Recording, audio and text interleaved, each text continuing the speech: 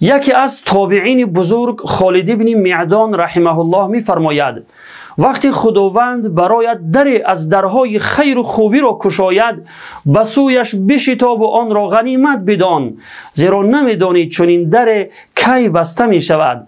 مثلا وقتی مالدار و ثروتمند هستی، دری از درهای خیر و خوبی برایت کشاده است، آن را غنیمت بدان و در راه رضای خداوند آن را صرف کن، شاید چنین فرصتی برایت دوباره باز نگردد.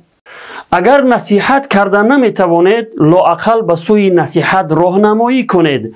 لایک ماندن شما سبب می شود که این گونه نوارهای اسلامی به دیگران برسد و برای شما هم اجر و پاداش نصیب شود. زیرا پیامبر خدا صلی الله علیه و سلم می فرمایند هر کسی به کار خوب راهنمایی کند، برایش از جانب خداوند مثل اجر و پاداش انجام دهنده آن است.